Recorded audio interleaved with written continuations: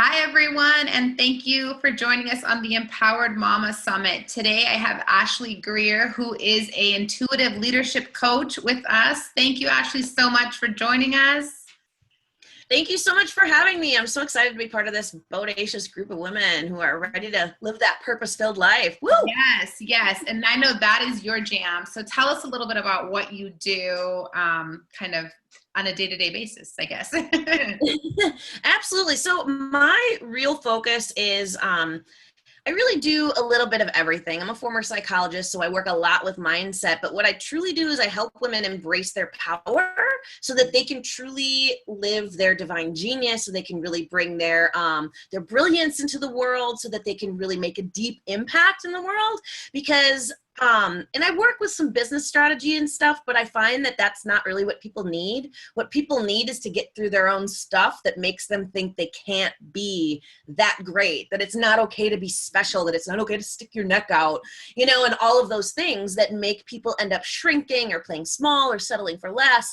And so power is really my jam, divine power. Absolutely. I love that so much, mostly because, I come from a background where I was a good student and I did everything that I was supposed to do and should have done. And then I hit 30 and got pregnant and I was like, wait a minute, this doesn't feel good. This is not who I am. Needless to say, I tried to drop out of law school twice, but I digress. It's like finding, getting in tune with, excuse me, your power. So I absolutely love that. And I know that so let's just kind of get to it. This summit is about reclaiming your power, right? So clearly that's what you are like all about, living with purpose and an intentional filled life and creating a legacy. So we're going to work a little backwards. Tell me what legacy means to you. Well, I think legacy can mean something different for everyone. I think to me, legacy is truly building a monument in your life that is meaningful and significant and has a lasting impact that basically lives beyond our lifespan. Whether that is creating a beautiful child who lives beyond our lifespan, or creating a beautiful movement, or writing a book, or creating a work of art, whatever it is, it's truly, creating something that is greater than ourselves and has much more meaning and significance than just our living on our own. And through that, it almost has a sense of community to it, because it truly means connecting with other people and allowing our deepest, most soulful self to reach out and expand and connect with others and touch others' lives. And I think we can do that through being a mother, or we can do that through being an artist, or we can do that through being a coach. It's really dependent upon what the person's desires are. Yeah. And you know what I love about that? Because what I'll tell, and I've done a couple of Facebook Lives around this, but it's this idea that whatever impact you want to make, it can be big or small, right? Whether it is solving world hunger or taking dinner to your elderly neighbor, every evening. Like, you are creating an impact some way, somehow, and whatever that means for you. And what's important is it's whatever that means for you, not what, everybody else says it is. So motherhood, an art piece, a book, whatever that means, that is your legacy, but it's doing it on your terms and creating that. So I love that so much. And tell me, so how is living a purpose-filled life? Like, why is that even important? And do you have any tips for the women that are tuning in? I think living a purpose-filled life is really almost the goal of life, of living a life that's worth living, because otherwise we're sort of just kind of meandering through this life, and we're just sort of drifting from task to task, from what other people want us to do, instead of feeling as though there's meaning. I keep coming back to these words, meaning and significance, but truly that is what it means to be empowered, is to live a life of meaning and significance. And when we, know our big why, and when we can go out in the world and know what it is we're doing and why we're doing it, everything becomes easier, even the hard stuff that may not have felt as meaningful and significant in the past. Things like taking care of yourself suddenly takes on a whole new, like self-care takes on a whole new meaning, because suddenly it has purpose, because it helps you take care of other people. And so it filters through every layer of our lives, from our relationships to our business to our families, etc. Yeah. Yeah. So I know you mentioned that you are a psychologist, right? That's your background. And A former psychologist. Yep. No yeah, longer a no, psychologist. that's where I'm getting. So I'm getting to that. So former, tell me about, because I know you're all about, kind of standing in your power, living life on your terms with purpose and intention. What was your turning point from, being a psychologist to doing what you do now? It's like, this is actually a pretty interesting story.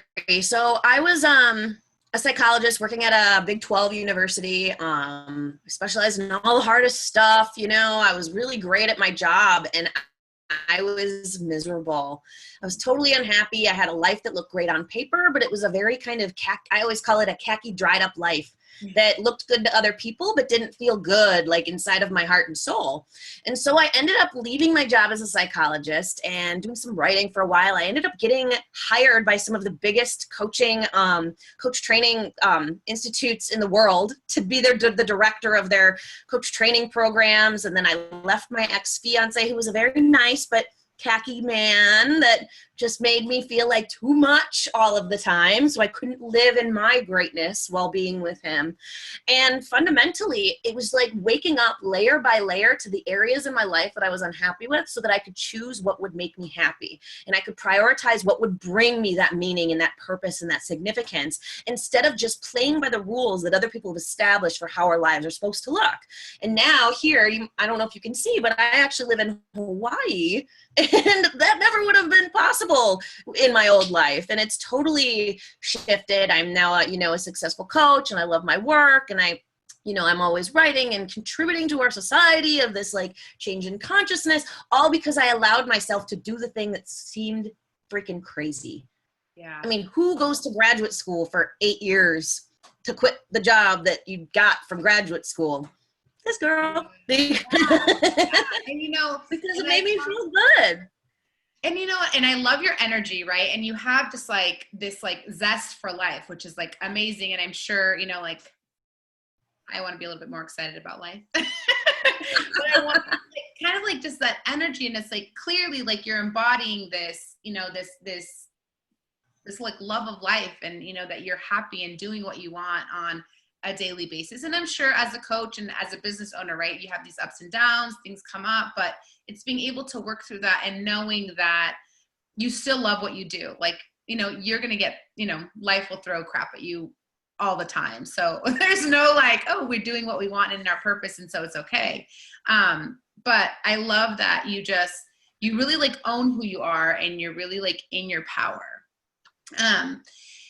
What does owning your power mean? Like, what, because I know that you're all about that, right? And I know you do a little bit of, you kind of focus a little bit on like feminine energy, or we talk about coming from a place of, like owning our power, like as women, especially because we kind of let that go. But tell me a little bit about what that means to own our power or reclaim it for some of us who may be stuck.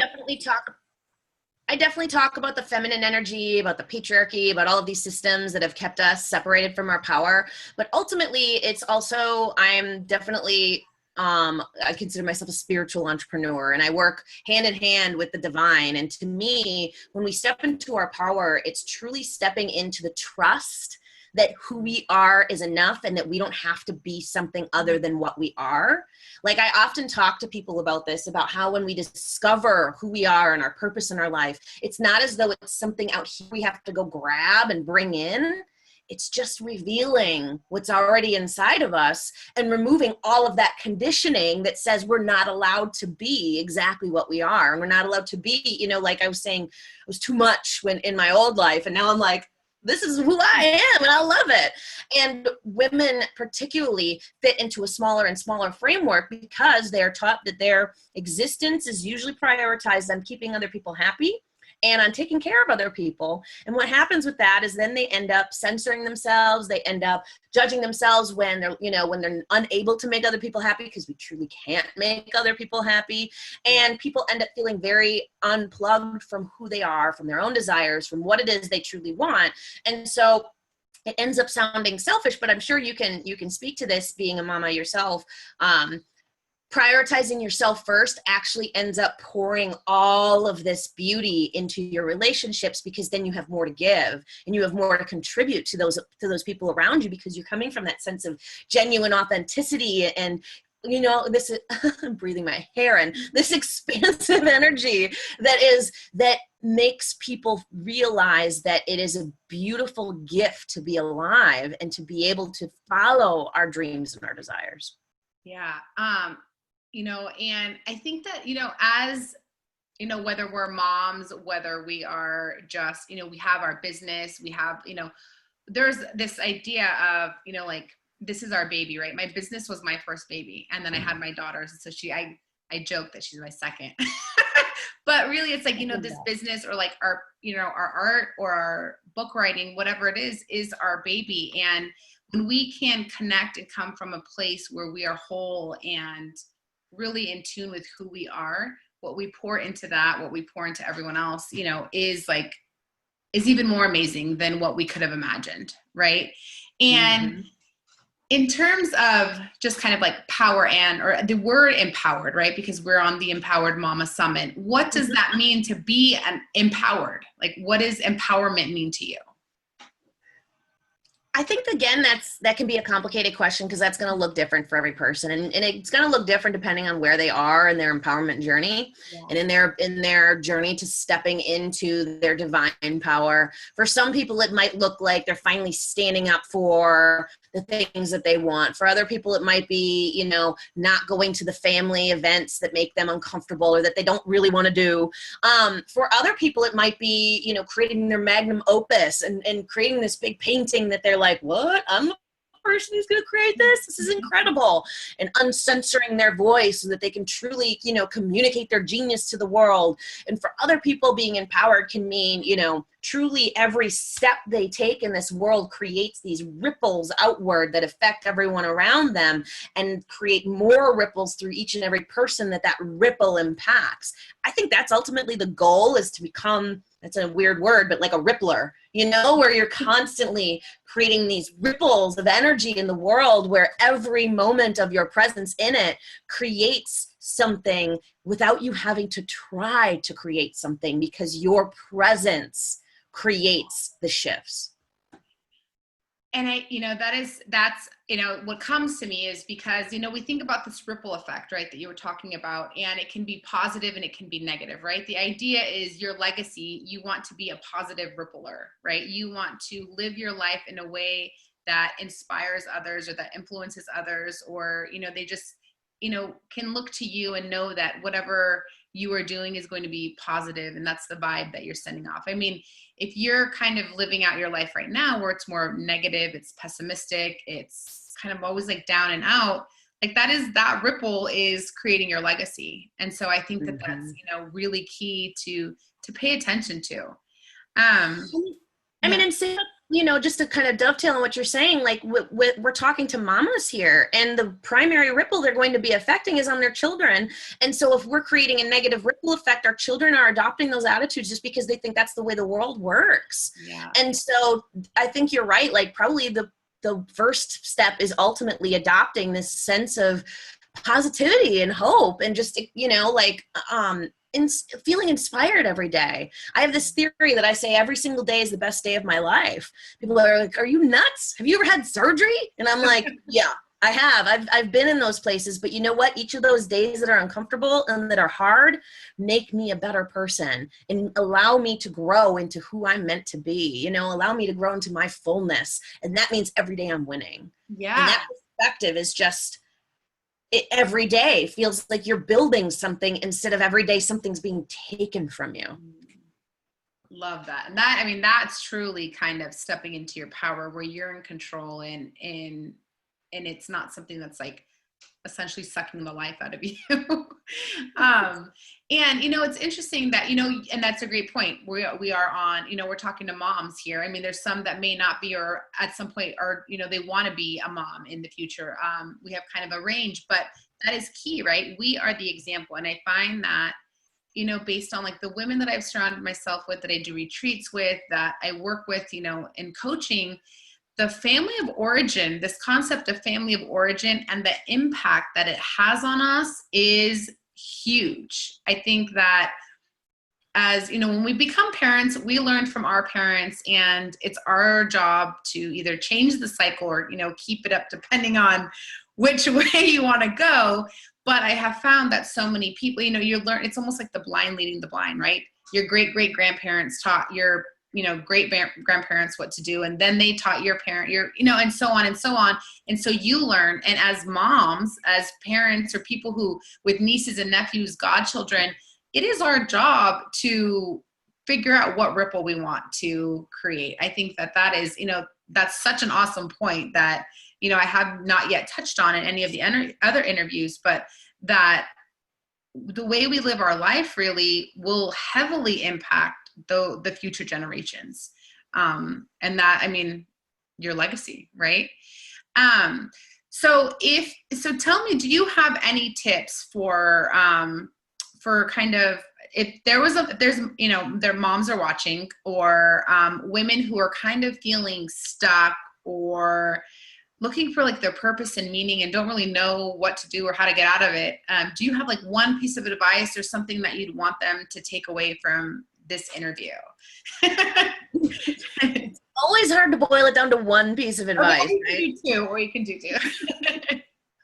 Well, the first thing I want to say is that just coming through really clearly for me right now is to allow yourself to feel all of it, and to not feel as though you have to always be positive and you always have to like be high vibe and all of that stuff. I mean, that's spiritual bypassing. And what it does is it actually, you know, as a former psychologist, I know how this stuff works. What it does is it's like pushing a beach ball underwater. You can only hold it there for so long, and then it's going to come popping out somewhere. Yeah. And the problem is we guilt ourselves and we shame ourselves for our emotional experience when it's challenging, when we're dealing with difficult stuff, when we feel like, oh, my failure, things like that. If we don't guilt and shame ourselves for it, it stops. Yeah. The guilt and the shame perpetuates it and keeps that game going. And so it's not about always saying I can't feel these difficult emotions. It's about allowing yourself the space to feel them, and then not feeling bad about feeling them, taking a day off if you need to do that, or whatever it might be.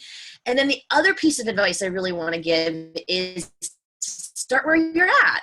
To really just start where you're at and not feel like, oh, I have to go do it, leave my whole life like Dr. Ash did. No, I mean, that's my journey. That doesn't have to be your journey. Your journey could just be, you know, like when you see a kid feeling left out on the playground, giving them a couple words of encouragement. I mean, it doesn't have to be this like all or nothing experience where we are either bold and just absolutely living our greatness, or we're just small and absolutely not, and we're not inspiring at all. Like, inspiration comes from the small daily choices where we choose to be someone who others can look to and see that we are, you know, we are having a life that's well lived, and that we're inspiring in the moments when we don't even know we're inspiring, like when we're dancing, cooking instead of complaining that we have to cook, things like that.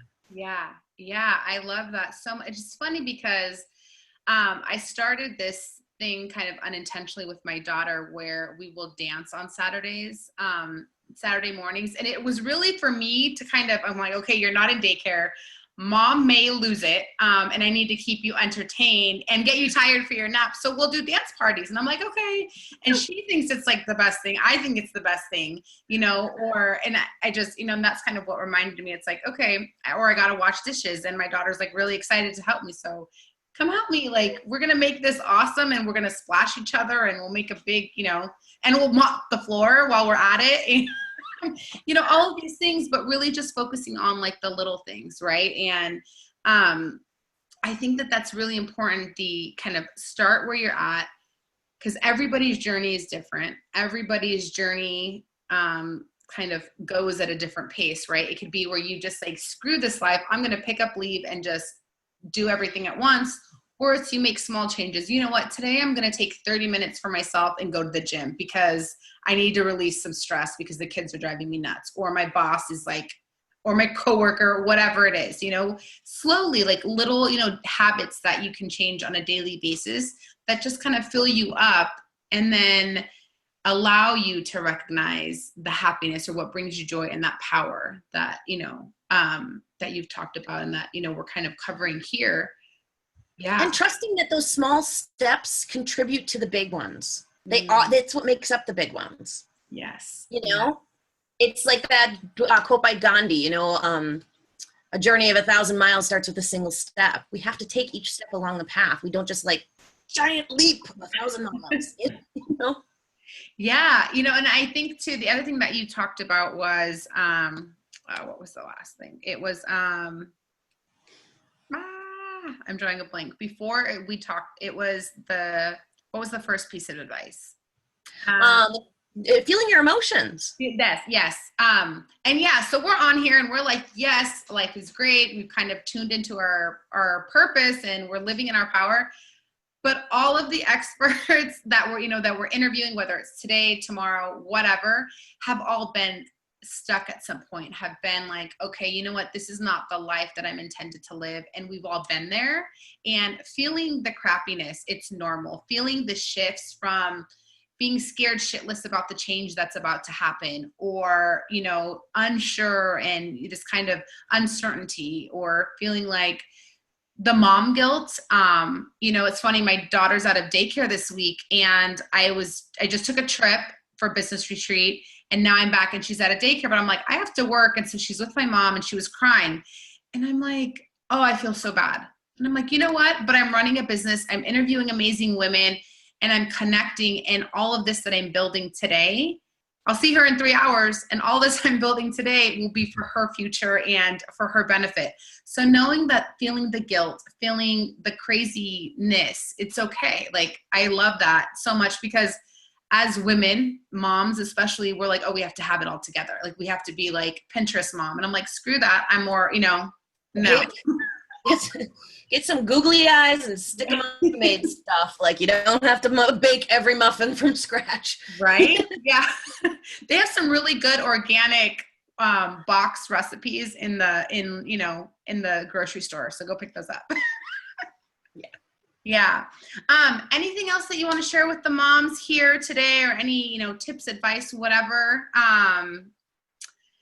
Just sharing that, like, I really truly want women to know that they do create an impact and that they do create such a shift in the world around them through these small choices, through their presence, through living in a purpose-led way, like you've been talking about so much, and that your existence matters, and that is one of the most important things you can take into your heart, is that you matter. Yeah. And that every choice you make sends these positive ripples throughout the world, even if it's, I'm going to take today off because I feel like, Godzilla, that it sends positive ripples out in the world because it allows other people to take time off and allows them to feel like Godzilla sometimes too. And that you matter, and that don't ever think that you're too small to make a difference, because you're not. No one is. Oh, I love that so much. So much. Well, Ashlee, thank you so much for joining us. We'll have all of her contact info in the email for you, and share these videos. The more people we can reach with our message, and, the better. I mean, there's so many women that can use, this positive, reinforcement essentially from other women who have been there and who are, making shifts in their lives. So thank you so much for being here. Thank all of you for being here, and we'll see you in the next one. Bye. Bye.